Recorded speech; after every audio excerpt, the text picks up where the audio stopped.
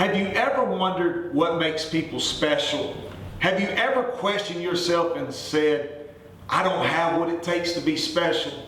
I don't know about you, but for a long time in my life, I thought people that made tremendous differences in this world, they were just different, or they were just special, or maybe it was handed to them, or maybe it was just meant for them to do it. But you know what? When I think about my life, and I think about all the things that I've been able to accomplish through Christ, I begin to realize one thing. It's not that people are special. It's not they have a special gift. It's not that they have a special call. It's called they resolve in their hearts that they're never going to give up no matter what comes against them. I want to talk to you about a woman that we all know. As a matter of fact, here's a picture of her right here. You may know this young woman and you may recognize her, but this is a young Oprah Winfrey. This is a woman that I think we would all say that there's something special about her. I think that every one of us would look at that young lady and say she changed the world as we know it. Whether we always agree with her or whether we don't, we know that she's changed the world. So what was different about her? Surely it was handed to her. Well, let me tell you a story. As a matter of fact, it wasn't handed to her. She was born to a mom that was a maid. She was so poor when she was young that they would send her to school in potato sacks. And what they would do is they would tie them up so they looked like a dress. Let me tell you about this young woman. She was molested for the first time when she was 9 years old. Not only was she molested at 9, but she was molested several other times from the age of 10 to 14 years old. She was physically abused. She was mentally abused. She was put down, molested time and time again. At the age of 14 years old, she became pregnant. When she became pregnant at 14 years old, she had a child and that child died. She was sent away at that time to who she thought was her father. Later to find out in life, it wasn't even her father. So what's so different about her? Because it seems like that she has come insurmountable circumstances. It was one thing. She resolved in her heart that she would never give up no matter what happens to her. If you listen to interviews, she will tell you that she had to believe in something bigger than herself, something greater. For you and I as Christians, we believe that the Lord Jesus Christ died on the cross for our sins, and it makes us live under something called grace. Now let me tell you about grace. Grace means this: anything that happens in life doesn't happen to me, it happens for me. See, that's what Oprah believes. She believed that all the molestation, all the physical abuse, all the mental abuse, that it wasn't things that happened to her.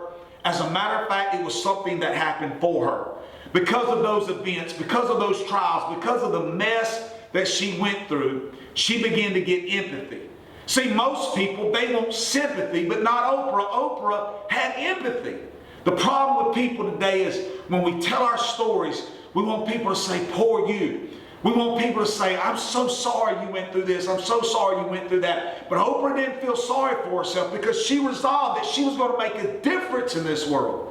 She began to have empathy for people who went through what she went through. She had empathy for people that felt like nobody could see them. She had empathy for people who was raised poor. She had empathy for people who had been physically abused and sexually abused. It changed her whole outlook. It changed her whole life. It made her into the person she is today. You want to know why? She resolved in her heart, I don't want sympathy. I want empathy. I want to move outside of myself. I want to walk in that thing called the secret to living is giving. So my question to you today is this: what are you feeling sorry about yourself about? What story are you telling yourself of why you can't be successful or why you're not special? What is the thing that you're sitting there putting yourself down and not living up to your full potential? Because I'm here to tell you something. You can live a life that will change thousands and thousands of lives, but you've got to change your mindset. You can't keep living in a place of sympathy. You can't keep living in your story. You can't keep living thinking that you are a victim. You've got to change your mentality. You've got to change your thought process. You've got to begin to see life different. You've got to begin to say, you know what? What is my mess? Because it's my mess that gives me a message. What have I been through and what should it help me to feel for other people? I don't know about you, but I've been fat. I've almost lost over 200 pounds. You know what it does? People who are struggling with weight, I don't feel sorry that I was big for a long, long time. I have empathy for those people. And because of that, several people around me have lost hundreds and hundreds of pounds.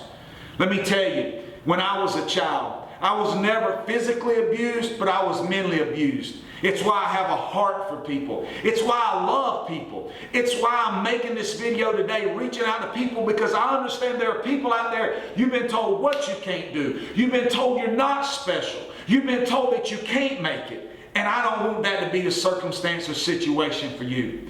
I tell you this, I've been through homelessness. There was a time in my life that I didn't have a home. You want to know why I walked through that in my life? It was because I was getting empathy for people who struggle, who go through a hard time. In my life, I've been falsely accused. In my life, I've had people say things about me that wasn't true. I've had haters in my life, but you know what it did for me? It made me have empathy for other people who walk through the same circumstances as I have. Today, it's time for you to quit looking for sympathy. It's time for you to quit looking for people to pat you on the back. And today, it's time for you to change your mindset right now and say, you know what? There's something special in me. My mess is supposed to be a message for somebody else. That's what empathy is. No matter what's happened to me in my life, it didn't happen to me, it happened for me. There was a young man in the Bible by the name of Daniel. Daniel was 14 years old. His life was planned out. He knew what he was going to do. He was going to be a king one day. He was the finest of fine young men. But then a king come in and took over his land. And when the king came in and took over his land, his life was wrecked forever. But you know what Daniel did? In Daniel chapter 1 verse 8, the Bible says this, that Daniel resolved in his heart that he would not defile himself with the king's meat. That he would not defile himself and turn his back against the Lord, even though life had threw him some hard licks. I'm here to tell you something today. What are you resolving in your life?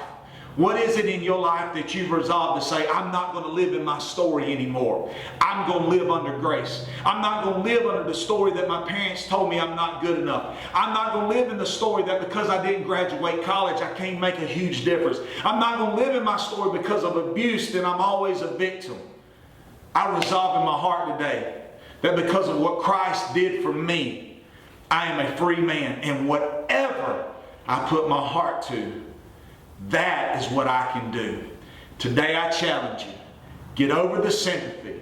Get over people patting you on the back. Pray for empathy. And you will become a special person who will change the world.